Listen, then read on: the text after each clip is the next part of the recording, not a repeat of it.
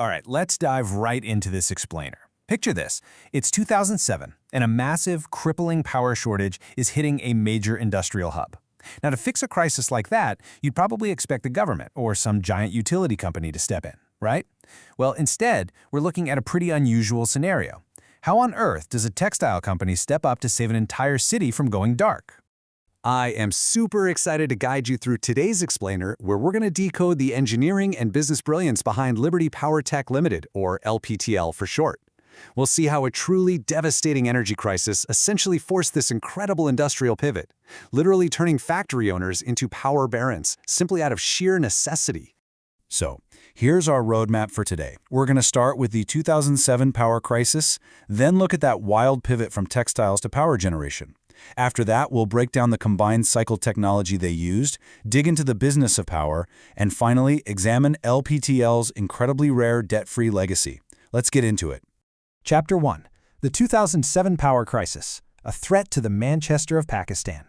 So the stakes back then were just incredibly high. You see, Faisalabad is globally recognized as the Manchester of Pakistan because, well, it's the absolute beating heart of the country's textile exports. But during the late 2000s, these severe electricity shortages started forcing these massive, super energy-hungry textile looms into complete shutdown mode. We're talking about hours upon hours of rolling blackouts. And without reliable power, the local economy, along with a huge chunk of national exports, was basically grinding to a dead halt. The government quickly realized, hey, we can't fix this massive national power crisis alone. They just didn't have the capital or the infrastructure to turn the lights back on overnight. So what do? They utilized the 2002 power policy to actively invite private sector solutions. They desperately needed reliable baseload electricity, the kind of power that runs constantly and stably to keep heavy machinery moving without any hiccups. And to get it, they offered sovereign guarantees to private investors who were bold enough to step up and actually build these power plants. Which brings us to Chapter 2, Textiles to Power Generation, the Unexpected Pivot. So who actually answered this call for help? Surprisingly, it wasn't a traditional utility company. It was the textile giants themselves. When Liberty Power Tech Limited formed in 2007, the ownership was split right between these industry heavyweights. The McCarty family holds 61%, Liberty Mills has 29%, and Sortie Enterprises takes the remaining 10%. These textile leaders essentially pulled off a massive vertical integration. They basically decided, look, if the grid can't give us power, we're going to secure the energy supply chain for our own industry. Looking at their deployment timeline, it's honestly incredible how fast they moved from a mere concept to actually feeding the national grid. They incorporated in 2007, hit financial close by 2009, and reached their commercial operation date, or COD, in January 2011. Oh, and a quick spoiler alert for later in the explainer, they became completely debt-free by 2020. I mean, in the world of heavy infrastructure, where projects are almost always bogged down by red tape and crazy delays, that is a lightning-fast turnaround. And this wasn't just a matter of hooking up some small backup generator behind a factory to keep the lights flickering. No, they mobilized a staggering €137 million investment.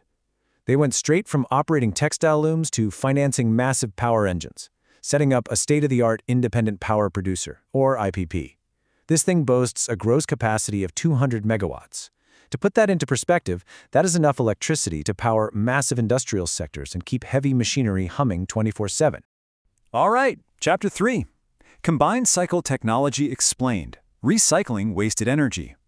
Okay, so here is how the thermodynamic magic actually happens. First, residual fuel oil, or RFO, burns in these massive diesel engines to generate electricity. Now, normally, the extreme exhaust heat from that combustion is just vented away into the sky, totally wasted.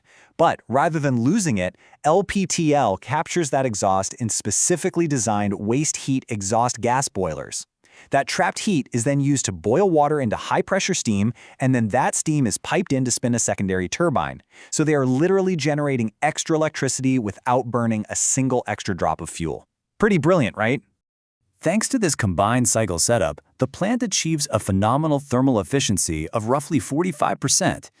And in the highly demanding world of heavy fuel oil power generation, capturing that waste heat makes a massive, measurable difference in both fuel economy and overall power output.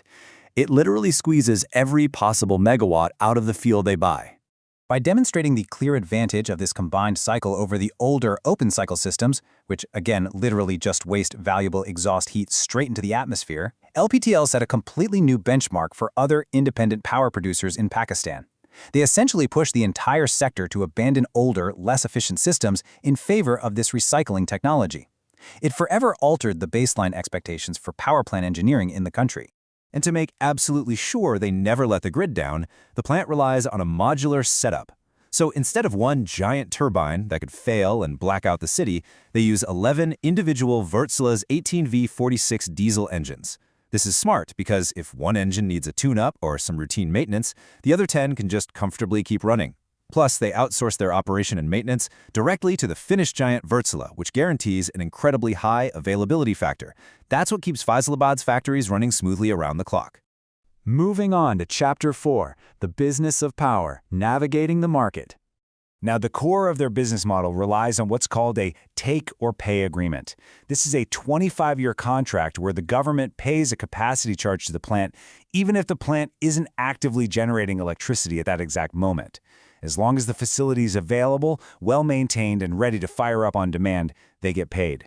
This setup is absolutely crucial because it ensures long-term financial stability for such a capital-intensive project, just as long as the plant maintains strict operational readiness.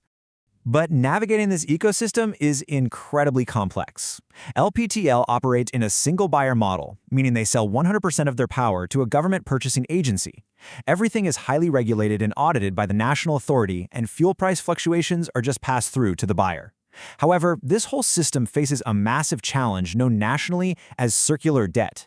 Government payment delays happen pretty frequently, which severely strains the cash flow of power plants across the entire country. It forces them to find some really creative ways to stay afloat.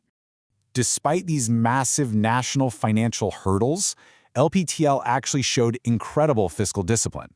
To manage that cash flow squeeze from circular debt and to fund the initial project in the first place, they tapped into Islamic finance, issuing over 13 billion rupees in sukuk bonds.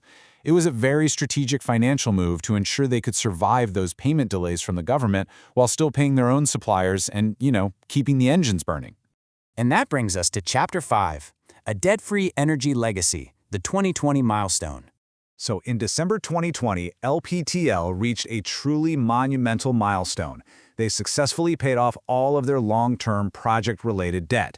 Defying the odds of that circular debt trap that literally sinks so many others, they completely cleared their liabilities. This totally proved the viability and success of private infrastructure investment in the country. It showed that even in a highly strained economic environment, disciplined fiscal management really does win out. The main takeaway here is their lasting legacy. LPTL consistently hit a 90% availability benchmark, keeping Faisalabad's looms running during some of the absolute worst crises. By generating power right next to where the factories actually are, they drastically reduced transmission line losses. And then in 2021, showing great adaptability, they voluntarily agreed to shift to a hybrid take-and-pay tariff model. That move was specifically designed to help ease the massive debt burden on the broader national economy. Just to quickly summarize this brilliantly executed industrial solution, LPTL is a 200-megawatt powerhouse. It runs on residual fuel oil, is maintained by world-class partners like Wärtsilä, and operates under a modernized hybrid take-and-pay model to serve the greater good of the grid. Honestly, it's an end-to-end masterclass in pivoting your resources to solve an existential threat. Their official motto, "Powering Industry, Empowering Pakistan," rings absolutely true. When you think about the sheer scale of the 619 gigawatt-hours of electricity they reliably pump into the national grid every single year, you realize they are doing exactly what they set out to do back in 2007. They took control of their own industrial destiny, and by doing so, they secured a brighter future for their entire city. But of course, the story doesn't end there. As their management looks to align with global climate goals and explore sustainable solutions, it leaves us with a really fascinating question. Will LPTL's future investments in hybrid renewable energy set an entirely new standard for Pakistan's power sector? Knowing what this debt-free powerhouse has already pulled off, you've kind of got to wonder, what massive engineering feat are they going to tackle next? Thanks so much for joining me on this explainer. Until next time, keep learning and stay curious.